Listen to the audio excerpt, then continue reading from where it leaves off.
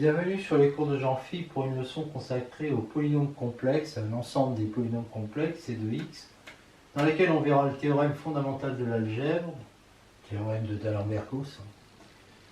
On parlera factorisation, Taylor, second degré, racine carrée, théorème de Gauss-Lucas, racine énième, pentagone régulier. Alors on commence par le théorème fondamental de l'algèbre. Les prérequis, c'est on connaît tout sur l'ensemble C, sauf que on ne sait pas qu'un polynôme admet au moins une racine, un polynôme de degré supérieur ou égal à 1. Mais sinon, on connaît l'exponentielle complexe, on connaît même le logarithme, les arguments, l'écriture trigonométrique, parce que pour construire tout ça, on n'a pas eu besoin d'utiliser le théorème fondamental de l'algèbre et puis la factorisation d'un polynôme complexe. Donc voilà tout ce qu'on connaît. Avec ça, on va démontrer d'abord le théorème fondamental de l'algèbre d'Alembert-Gauss, donc un mathématicien français, un mathématicien allemand du 19e siècle. Tout polynôme complexe de degré supérieur ou égal à 1 admet une racine complexe. Donc si on note P égale somme de 0 à n des AK, XK, n appartenant à n. Alors n c'est le degré de P. P de Z est égal à somme de, on notera P de Z égale somme de 0 à n des AK Z puissance 4. Premier cas, n est égal à 1, on a quelque chose comme ça. Et comme quand on parle de degré, là ça veut dire que AN est différent de 0. Je ne l'ai pas noté mais c'est évident. AN est différent de 0. Donc ici A est différent de 0. P de Z égale 0 équivaut à Z égale moins B sur A, unique racine de P. On suppose désormais que n est supérieur ou égal à 2, on a donc ce polynôme, toujours, avec a, n, parce que j'avais d'abord noté d, le degré, différent de 0, et on suppose que p n'a pas de racine. Donc a0 est différent de 0, parce que sinon p de 0 serait égal à 0, et donc 0 serait une racine. Si z est différent de 0, je peux écrire p de z sous la forme z puissance n uz, où u de z est égal à ça. D'accord, je vous laisse vérifier. Pour k compris entre 0 et n-1, donc ces termes-là, module de ak sur z à la puissance n-k est égal à module de ak sur z à la puissance n-k sur module de z. Alors module de z, c'est un réel, lui. La limite, et ça c'est un réel aussi, de module de ak sur x à la puissance n-k quand x réel tend vers plus l'infini, c'est égal à 0. Donc pour x égale module de z, on écrit limite de module de ak sur module de z à la puissance n-k, et c'est ça la notation, quand module de z tend vers plus l'infini égale à 0, ce qui signifie en fait ça. D'accord ? Donc limite de u de z quand z, module de z tend vers plus l'infini, bah, ça va être le seul terme où il n'y a pas des z, c'est-à-dire an. Donc p de z est égal à module de z à la puissance n, module de u de z, avec ce truc-là qui tend évidemment vers plus l'infini, l'autre qui tend vers module de n, qui est strictement positif, parce que an est différent de 0, et donc la limite de module de p de z, quand module de z tend vers plus l'infini, eh bien cette limite est égale à plus l'infini, ce qui signifie que quel que soit a positif, il existe c positif, tel que module de z supérieur ou égal à c implique que module de p de z supérieur à a. Cette fonction-là, définie sur la boule fermée de 0,1, donc un fermé borné, fonction qui est continue, donc celui-là il est compact, et donc p va être borné sur bf, et atteint ses bornes, en particulier la borne 1 qu'elle atteint en z0. Ça veut dire que si module de z est inférieur ou égal à 1, alors module de p de z est supérieur ou égal à module de p de z0, qui est strictement positif. Il ne peut pas être nul puisque 0 n'est pas une racine. On prend dans ce truc-là, cette interprétation, on prend a égale module de z0, qui est bien strictement positif. Donc il existe c, et j'ai le droit de choisir ce c, parce que module de z, là je m'intéresse à z, il tend vers plus l'infini. Donc je vais choisir c supérieur à 1, tel que module de z supérieur ou égal à c implique que module de p de z va être supérieur à, et moi j'ai choisi module de p de z0. P de z est borné sur ça. hein, et atteint donc sa borne inférieure en Z1. Là aussi pour les mêmes raisons, hein, parce que P est continu et puis qu'on est sur un compact. Donc, pour module de Z inférieur ou égal à C, j'aurai module de P de Z supérieur ou égal à module de P de Z1. Et comme module de Z0 est inférieur ou égal à 1 et que j'ai choisi C supérieur à 1, il va être inférieur à C, donc module de P de Z0 va être aussi supérieur ou égal à module de P de Z1. Donc si Z appartient à C, qu'est-ce qui se passe? Ben, si module de Z est inférieur ou égal à C, alors module de P de Z est supérieur ou égal à module de P de Z1. D'accord? Voilà, ça c'est ce que... Là, donc module de... Il est supérieur à P de Z1. Voilà, c'est ça. Et si module de Z est supérieur ou égal à C, eh bien, module de P de Z est supérieur à module de P de Z0, mais lui, il est supérieur ou égal à module de P de Z1. Donc, ça veut dire que dans les deux cas, donc dans tous les cas, si Z appartient à C, alors le module de P de Z est supérieur ou égal à module de P de Z1. Donc, ça veut dire que P admet un minimum sur tous C, hein, il admet un minimum en Z1. Suite de la démonstration, on a donc notre polynôme dont on a supposé qu'il n'avait pas de racine, et on a démontré que si Z appartient à C, alors module de P de Z est toujours supérieur ou égal à module de P de Z1, donc strictement positif.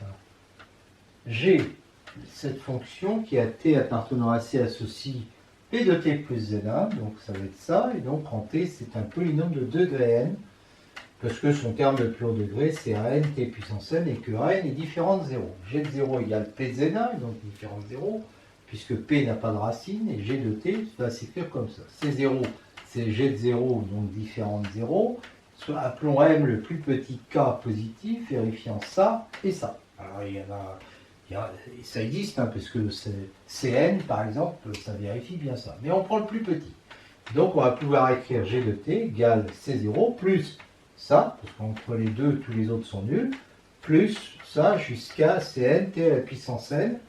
Et cela, là je peux factoriser T puissance à la puissance n plus 1, facteur de un certain h de T, où h est un polynôme qui est égal à ça. Dans le cas où m est inférieur à n, et sinon on prendra 0.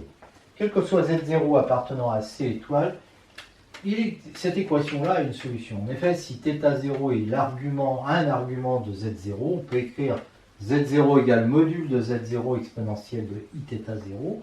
On va chercher Z sous la forme A plus IB, où A et B sont des réels, partie imaginaire de Z. Vérifiant ça, et donc, on va prendre évidemment A égale ln de module de Z0, parce que Z0 est différent de 0, et B égale θ0. Bref, ça existe. Donc, il existe donc un Z là, tel que l'on met ça, et si je prends T1 égale exponentielle de Z sur M, qui est donc différent de 0, parce que c'est une exponentielle, j'ai T1 à la puissance M qui est égale à exponentielle Z, c'est-à-dire à moins C0 sur Cm. Et donc Cm, je vais passer de l'autre côté, est égal à moins C0 sur T1 à la puissance n. Si bien que mon G de T, qui est égal à ça, ben, je vais pouvoir l'écrire comme ça. Je vous laisse vérifier pourquoi. Et on va prendre maintenant lambda appartenant à 0,1 et T égale lambda T1. Et donc G de lambda T1 va être égal à C0, facteur de 1 moins lambda à la puissance n. Et puis là, on fait apparaître le T1 à la puissance n plus 1, en haut et en bas, c'est bien qu'on a du lambda à la puissance m plus 1, T1 à la puissance m plus 1 sur C0 parce qu'on l'a factorisé, h de lambda T1.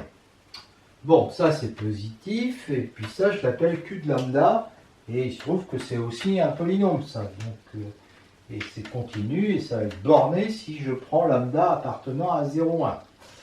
D'accord? Donc c'est borné. Donc il existe un A positif, ben, je peux toujours le choisir supérieur à 1, tel que l'on est ça, quel que soit lambda, appartenant à 0,1. Et je vais même prendre lambda différent de 0, c'est-à-dire lambda appartenant à l'intervalle ouvert 0,1. Lambda, c'est un réel. Hein. G de lambda T1 va être égal à module de C, est inférieur ou égal à module de C0, facteur de module de ça plus module de ça. D'accord? Ce qui nous fait ça. Sauf que ça, c'est positif. D'accord? Donc je peux enlever les modules. Et ça, c'est positif aussi, je peux enlever les modules. Et puis ça, je peux le rendre inférieur ou égal à A. Donc ça va être comme ça. Alors j'appelle ça U de lambda et je réfléchis, quand est-ce que U de lambda en module peut être inférieur à 1? Ben, U de lambda, dire en module, ça ne sert à rien parce que tout est positif. Donc ça équivaut à dire que ça, c'est inférieur à 1. Les deux 1 s'en vont et je peux diviser par lambda puissance n parce que j'ai choisi non nul. Et donc ça me fait moins 1 plus lambda A inférieur à 0 et donc lambda inférieur à 1 sur A qui va convenir. Et 1 sur A, c'est inférieur à 1 parce que j'ai choisi justement A supérieur à 1. D'accord? Eh bien, je vais prendre mon lambda, lui, égal à 1 sur 2A. Comme ça, je suis sûr que ça sera inférieur à 1 sur A. Et puis en même temps, je suis sûr que c'est supérieur strictement à 0, donc ça appartient bien à ça. Et donc, je vais avoir mon module de U de lambda qui est inférieur à 1. Et donc, je vais avoir mon G de, alors là je remplace le lambda par 1 sur 2A, et donc G de T1 sur 2A en module va être inférieur, parce que j'ai choisi la inférieur strictement, ok? Et c'est 0 et non nul. Donc c'est inférieur strictement à module de C0, puisque c'est fois 1, et donc, et module de C0 c'est quoi? C'est module de P de Z1. Donc ça veut dire que P de Z1 plus T1 sur 2A, d'accord, est en module, même pas l'oublier, toujours inférieur à P de module de P de Z1, ce qui est faux, parce que j'ai dit que les modules de, enfin, quel que soit Z appartenant à C, module de P de Z est supérieur ou égal à module de P de Z1.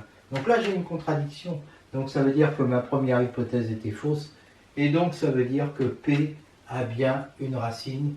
Et donc, on a démontré le théorème d'Alembert-Gauss, à savoir que tout polynôme de degré supérieur ou égal à 1 admet au moins une racine.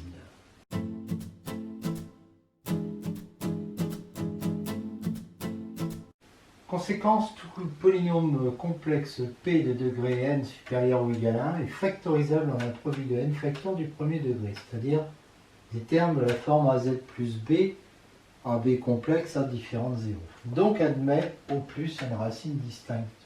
Bon, c'est évident, si n est égal à 1, il y a une seule racine, la factorisation est toute faite. Si n égale 2, et puis ça va nous donner une idée de la démonstration, c'est une démonstration par récurrence sur n. Bon, si n est égal à 2, on sait que le polynôme a au moins une racine, on effectue la division euclidienne par z moins z0, on a ça, et comme r est de degré inférieur à 1, c'est une constante k, et comme p de z0 est égal à z0, est égal à 0, eh bien, ça nous donne tout de suite que, ça, comme ça fait 0, bah, le r doit être égal à 0, le k donc, doit être égal à 0, et donc j'ai ça. Et comme q était de degré 2, bah, comme p est de degré 2, q est de degré 1. Donc q est de cette forme-là avec u différente 0, et donc p de z va être égal à ça. Produit de deux polynômes, alors u en fait c'est a d'ailleurs quand on développe, de degré 1, donc il va y avoir évidemment deux racines éventuellement égales. Supposons que ça soit vrai, alors n supérieur ou égal à 2, on prend un p, un polynôme de degré n plus 1, puis on fait pareil. Il admet au moins une racine z0, on divise p par z moins z0, donc ça nous fait ça, degré de r est inférieur au degré de z moins z0, c'est-à-dire 1, donc c'est une constante. Ensuite, on dit que p de z0 est égal à 0, mais comme ça fait 0, ça donne que k égale 0, et donc p de z est factorisé par z moins z0, seulement q est de degré n, donc lui-même factorisable, c'est mon hypothèse de récurrence en un produit de n facteurs du premier degré, donc p, on a n facteurs du premier degré, puis là on en a un plus, c'est un produit de n plus un facteur de degré 1, donc la propriété est héréditaire, et par le théorème de récurrence, elle est toujours vraie, donc tout polynôme p de degré n est un produit pi de 1 à n des rk, de polynômes rk, qui sont des akz plus bk, ak différentes 0, de degré 1. P de z égale 0 si et seulement si, eh bien l'un des facteurs est nul, c'est-à-dire il y a un z qui est égal à moins bk sur ak. Donc l'ensemble des solutions, c'est ça. Et il y a au plus n solutions. Voilà. Alors, c'est l'occasion de donner la définition de racine de multiple. Eh bien, si P est un polynôme de C de X de degré n supérieur ou égal à 1, on dit que A appartenant à C est une racine d'ordre Q. Q est un nombre entier compris entre 1 et n. Si P est factorisable par z moins A à la puissance Q, mais pas par z moins A à la puissance Q plus 1.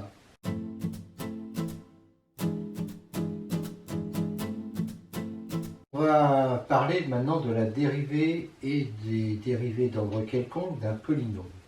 Alors évidemment, on ne va pas faire d'analyse, mais on va reprendre des résultats d'analyse, enfin des formules qu'on a déjà vues en analyse. Par exemple, on sait que quand on dérive x puissance k, ça fait k à la puissance x à la puissance k moins 1.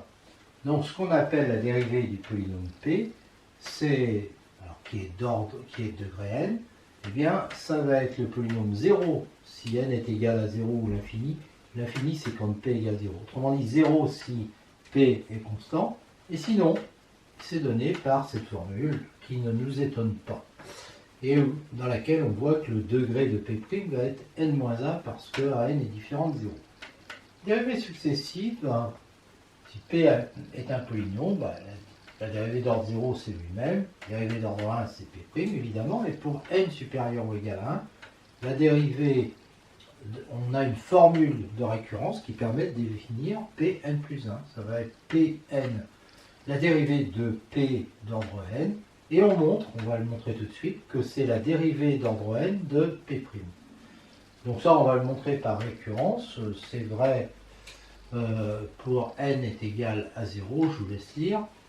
Et on suppose que c'est vrai à l'ordre n, et à ce moment-là, on s'intéresse à P' d'ordre n plus 1, ça fait P'N qu'on dérive, donc, et ça, par l'hypothèse de récurrence, ce truc-là, je le remplace par ça, d'accord? Et ça fait ça, donc c'est bien héréditaire, donc toujours vrai. Si P est degré infini ou 0, la dérivée d'ordre K va être égale à 0. D'accord? Quel que soit K appartenant à une étoile, c'est-à-dire K supérieur ou égal à 1. En effet, P' va être égal à 0, et par une récurrence évidente, Pkm va donc être égal à 0, quel que soit K supérieur ou égal à 1, parce que, tout simplement, Pk plus 1 est égal à la dérivée de Pkm qui vaut 0. Voilà, donc il y a l'hérédité. Si P est égal à la somme des AK xk de degré n supérieur ou égal à 1, alors, pour j entre 1 et n, Pj est égal à ça. Alors ça, c'est évident pour l'ordre j égale 1. Que pour j égale 1, on retrouve, quand j est égal à 1, ça fait exactement k ak xk-1. Ça fait exactement la dérivée. Et puis sinon, Pn d'ordre n plus 1 est égal à 0. Et donc, comme il est égal à 0, toutes ces dérivées vont être nulles. Donc Pj égale 0 pour j supérieur ou égal à n plus 1. Démonstration par récurrence, si n est égal à 1, on a ça, P' est égal à 1, et ça vérifie bien ce truc-là. Je vous laisse vérifier. D'accord? Alors, ok. Alors maintenant, qu'est-ce que je viens de faire là? Oui, voilà, c'est ça. Et ça vérifie 1, et donc la dérivée d'ordre 2, quand je dérive la constante, ça fait 0. Et pour j supérieur ou égal à 0, à 2, donc on dérive 0 à chaque fois, ça fait 0. Supposons que la propriété soit vraie à l'ordre n supérieur ou égal à 1. Donc on a ça, et on a ça pour P'. D'accord? Alors P', on l'a déjà dit, il vérifie bien. Bon. Et ça, je vais l'écrire. Je vais appeler ça BK. Donc ça fait ça, et puis je décale. D'accord? Donc j'avais ça. Oui, c'est ça que j'appelle BK. C'est pas ça, c'est ça. Alors, ça va être de degré n, c'est évident. Et J, est entre 1 et n, la dérivée d'ordre j de P'. Alors, comme il est de degré n, j'ai le droit d'appliquer l'hypothèse de récurrence. Donc, ça fait ça. D'accord? Et là, je remplace mon BK par K plus 1 à K plus 1. Donc, ça fait exactement ça. Et là, je fais une petite translation sur J. Ça fait exactement ça. D'accord? Qui reste vrai si J est égal à 0. Donc, je m'aperçois, en remplaçant J plus 1 par J, que PJM est toujours égal à ça. Quel que soit J allant de 1 à N plus 1. J'ai remplacé J plus 1 par J. D'accord? Voilà, donc là, je vais démarrer 1. Et, par ailleurs, la dérivée d'ordre N plus 2 de P, c'est la dérivée d'ordre N plus 1 de P'. D'accord? Donc, ça fait 0 parce que P', lui, il est de degré n.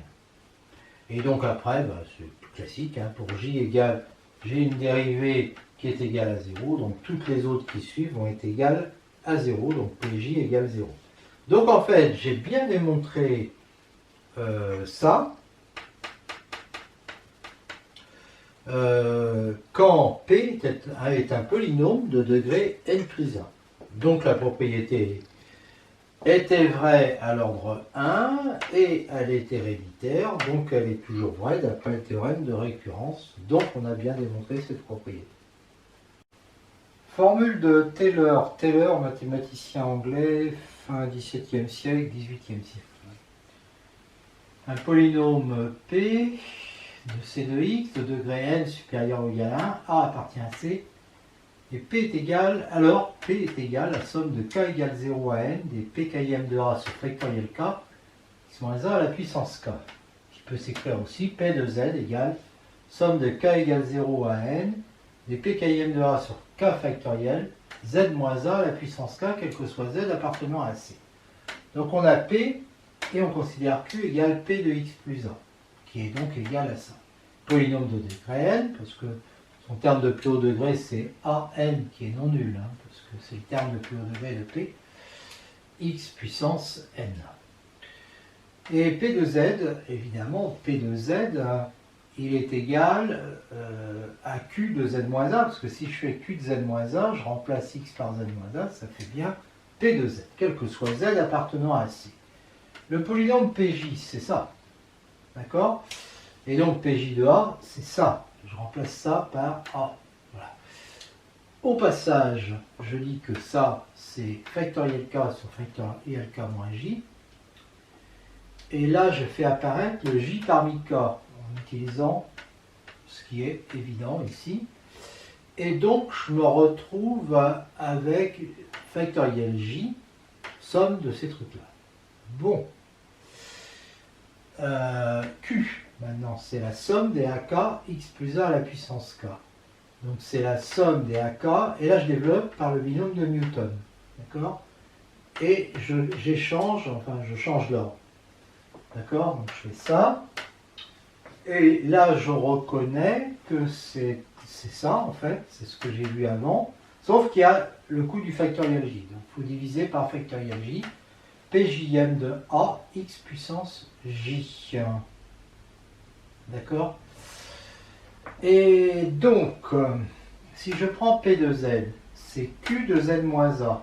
Ça va donc être somme de 0 à N, des 1 sur factoriel J, PJM de A, et je remplace x par Z moins A puissance J.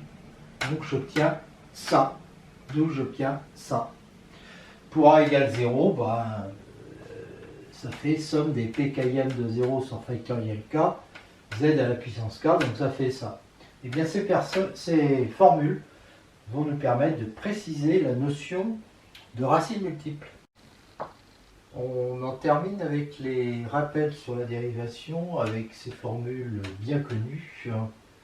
Alors pour les démontrer uniquement en utilisant les propriétés des polynômes, si n égale 0 et m égale 0, on multiplie deux constantes.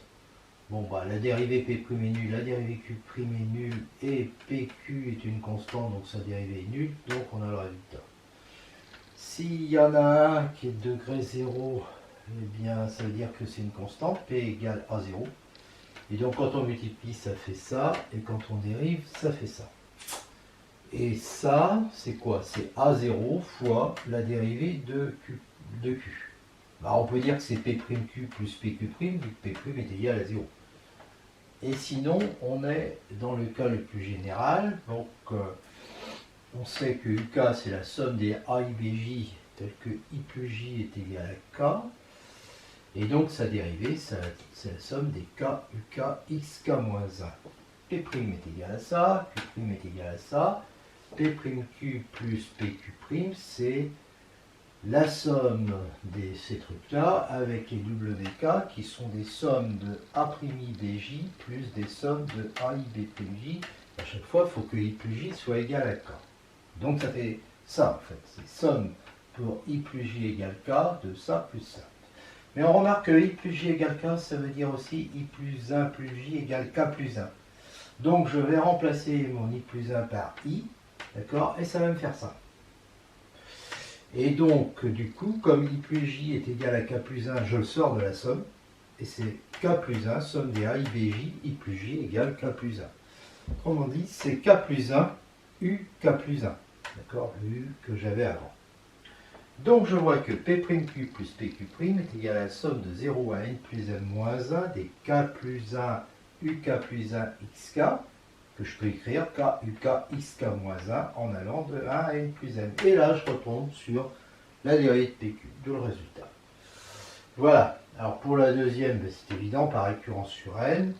Quand N vaut 1, ben, ça fait ça, il n'y a rien à dire. Et si on suppose vrai l'ordre N, je prends P, la dérivée de P à la puissance N plus 1. Je peux écrire que c'est la dérivée de Pn fois P. Donc la dérivée de Pn fois P plus Pn fois la dérivée de P. Mais par l'hypothèse de récurrence, ça fait ça. Et donc, j'obtiens N plus 1 P', Pn. Donc, c'est héréditaire. Et d'après le théorème de récurrence, c'est toujours vrai. Enfin, si j'ai N polynômes, alors la dérivée de leur produit, c'est, je les dérive un par un, multiplié par le produit où j'enlève celui que j'ai dérivé. D'accord?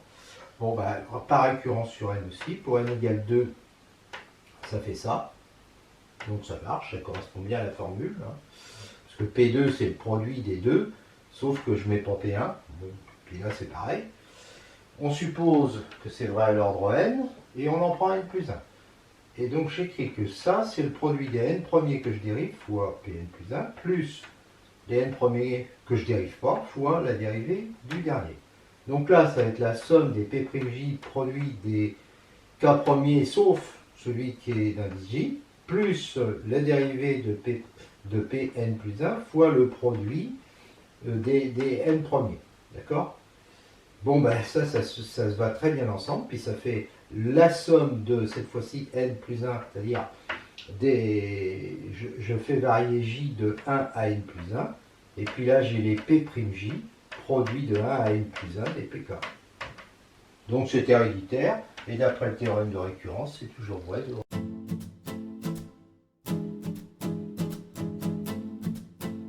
Théorème, P un polynôme de C de x de degré n supérieur ou égal à 2, n A appartient à C, Q appartient à n entre 1 et n.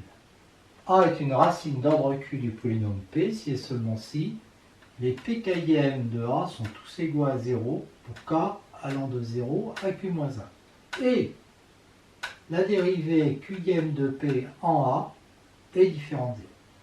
Démonstration dans ce sens, donc x moins a puissance q divise p, mais pas x moins a à la puissance q plus 1, p il est égal à ça. Donc x moins a puissance 1 va diviser p, donc p de a va être égal à 0. P de a c'est le premier coefficient qu'il y a ici, c'est celui-là.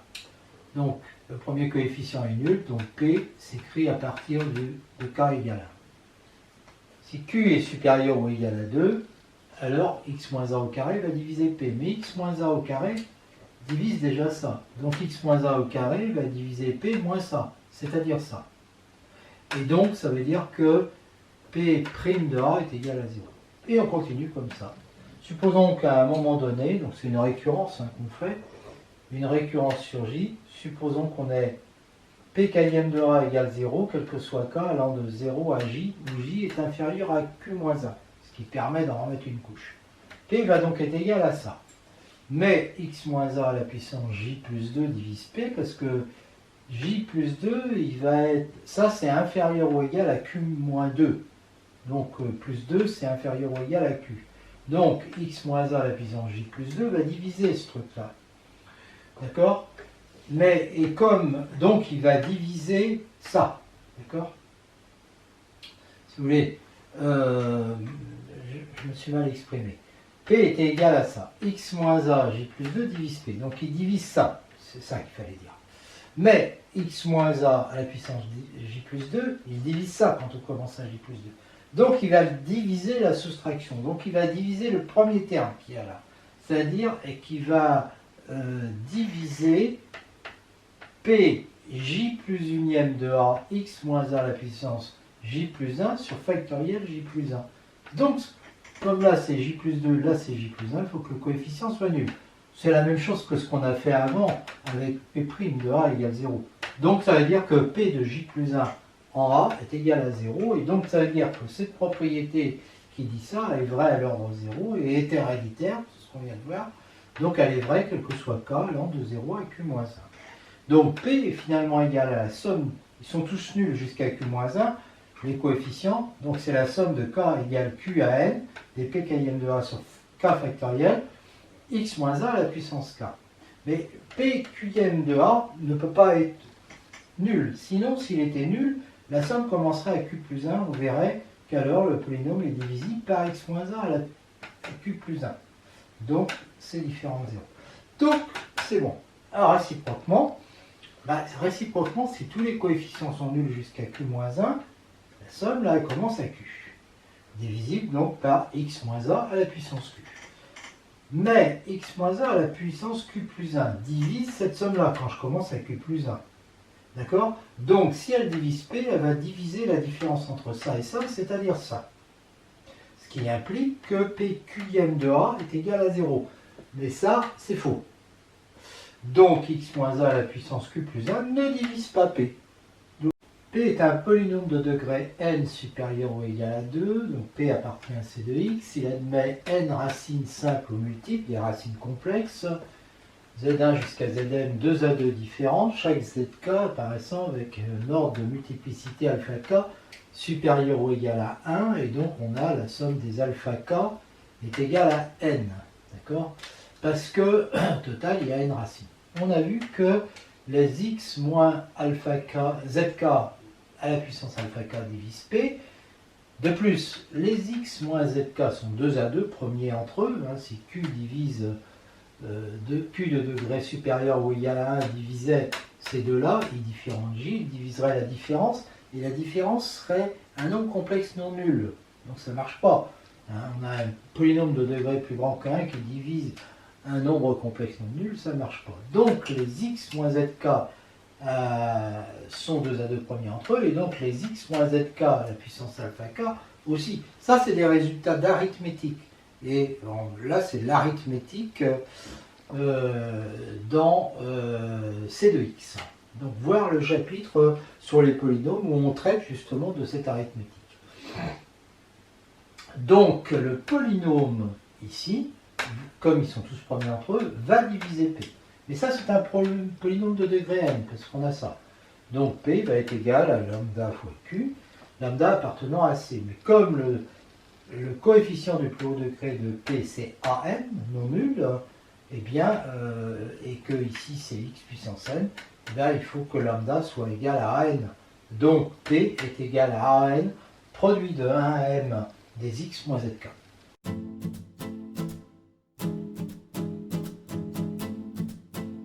On va s'intéresser maintenant à la racine carrée d'un nombre complexe. L'équation Z2 égale 0 a une unique solution, qui est Z égale 0. Ça, c'est parce qu'on a affaire à un corps. Donc désormais, on prend 0, Z0 différent de 0. Donc A plus IB sous sa forme algébrique. Et on veut résoudre Z au carré égale Z0. Ce qui revient à trouver les racines du polynôme x2 moins Z0. Polynôme du second degré dans C2X, donc factorisable de cette façon-là. Évidemment, A fois A' doit être égal au coefficient x2, donc à 1. Donc on peut écrire que donc A et A' vont être différents de 0, et donc je peux écrire ça sous cette forme-là. Je vous laisse vérifier, c'est évident.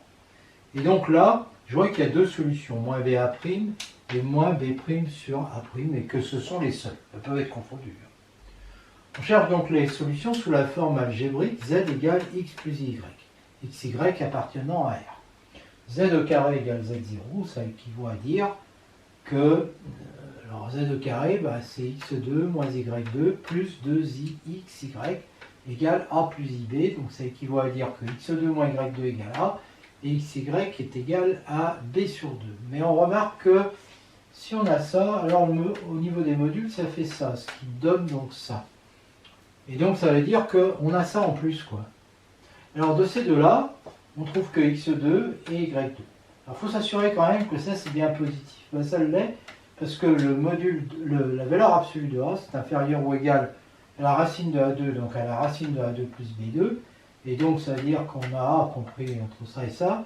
Et donc ça veut dire qu'on en déduit facilement que U et V sont positifs. Donc x2 est égal à U, ça équivaut donc à x égale epsilon racine de U, où epsilon est égal à plus ou moins 1. Et pareil pour y, d'accord? C'est epsilon prime. Mais xy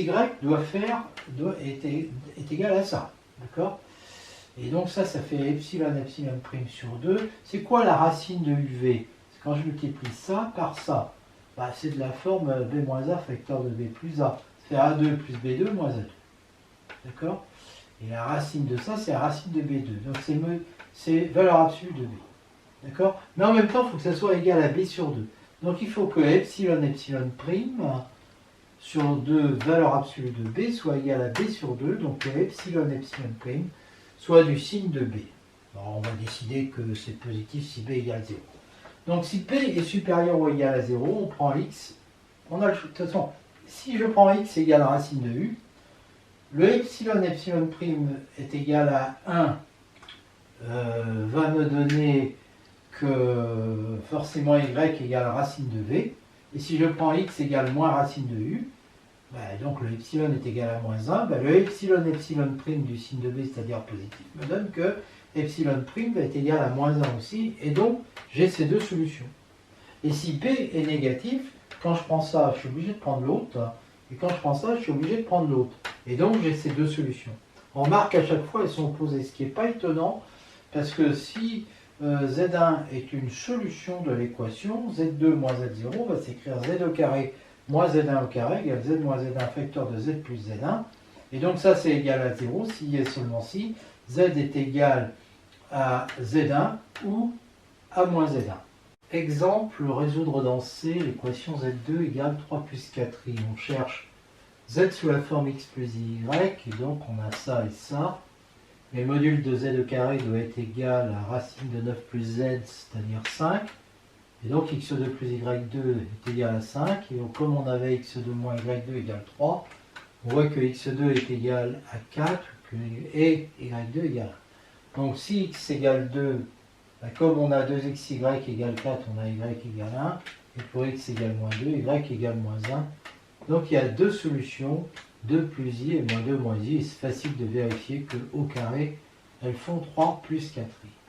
Remarque, si z0 est différent de 0 donné sous sa forme exponentielle, z0 égale r0 exponentielle i θ0, c'est-à-dire que θ0 est un argument de z0, on cherche z sous cette forme-là, et évidemment ça équivaut à dire ça.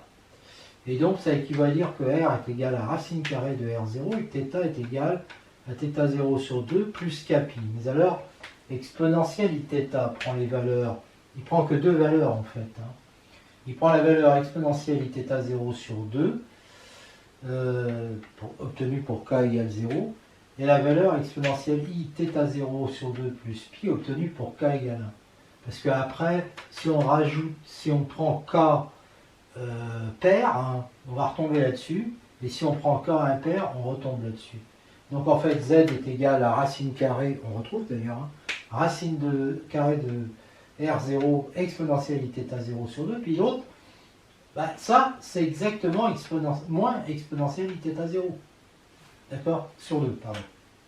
Donc ça nous fait z égale moins racine carrée de r exponentielle θ 0 sur 2. On retrouve nos deux solutions opposées. Remarque, les solutions de l'équation z2 égale z0 sont appelées abusivement des racines carrées de z0. Par exemple, les racines carrées de 3 plus 4i, qu'on a vu avant, c'est 2 plus i et moins 2 moins i. Il n'y a pas unicité. Et on ne peut pas étendre la fonction racine carrée qu'on a définie de r plus vers r+, comme étant à x, on associe l'unique y tel que y2 égale x. On ne peut pas étendre ça à c. D'ailleurs, on ne pouvait même pas l'étendre à r. Et on ne peut pas avoir une bijection.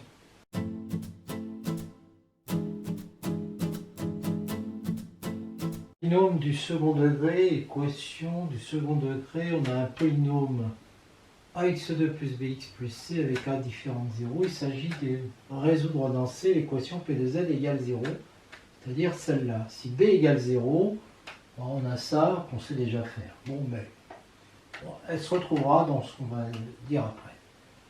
Je pose delta égale b2 moins 4ac, ça s'appelle le discriminant de p. Delta a deux racines carrées opposées, u et moins u, alors elles sont dans C, c'est pas forcément réel. Les solutions de 1 sont alors z1 égale moins b moins u sur 2a, moins b plus u sur 2a, que j'appelle z2. Leur somme fait moins b sur a, z1, z2 égale c sur a, et p de z égale a facteur de z moins z1 facteur de z moins z2. Bon, la suite est classique, on factorise par a, on fait apparaître une identité remarquable, et donc on voit qu'il y a moins delta sur 4a2. Donc c'est de la forme a2 moins b2, donc a plus b facteur de a moins b, et donc je vous laisse vérifier que ça fait ça. Et donc ça fait a, ici facteur de z moins z2, facteur de z moins z1, avec z1 qui est égal à ça, et z2 qui est égal à ça. Et j'ai bien p de z égale 0, équivaut, j'aurais pu le mettre, p de z égale 0, équivaut à z égale z1 ou z2. Donc il y a deux solutions. Bon, ça c'est évident. L'autre, ça l'est un petit peu moins. Il faut faire le calcul. U2 moins B2, U2 il est égal à delta, c'est-à-dire à B2 moins 4AC. Donc quand je fais moins B2, il ne reste plus que moins 4AC divisé par 4A2. Moins 4AC mais multiplié par moins 1. Donc 4AC sur 4A2 égale C sur A. Remarque, si delta est égal à 0, c'est une racine double, puisque U vaut 0. Et donc on a Z1 égale moins B sur 2A, Z2 aussi, et P est égal à A facteur de Z moins Z0 au carré. Si delta est différent de 0, P a deux racines distinctes, parce que comme U est différent de 0, Z1 est différent de Z2. Si ABC sont réels avec A différent de 0, delta égale B2 moins 4AC appartient à R. S'il est positif, on va prendre U égale racine de delta. Et donc j'ai mes deux racines réelles, distinctes. Si delta égale 0, c'est une racine double. Alors elle aussi, elle appartient à R, c'est moins B sur 2A. Et si delta est négatif, on va prendre U égale I racine carrée de moins delta. Parce que delta est négatif, moins delta est positif. Je peux prendre sa racine carrée. Et à ce moment-là, U carré est égal à I carré, c'est-à-dire moins 1, fois moins delta, ça fait bien delta. Donc voilà, j'ai mes deux racines. Alors elles sont distinctes parce que delta est différent de 0. Elles sont non réelles, parce que ça c'est différent de 0. Et elles sont conjuguées. D'accord? Application, se donne S et P appartenant à C. Et trouver deux nombres complexes dont la somme fait S et le produit fait P.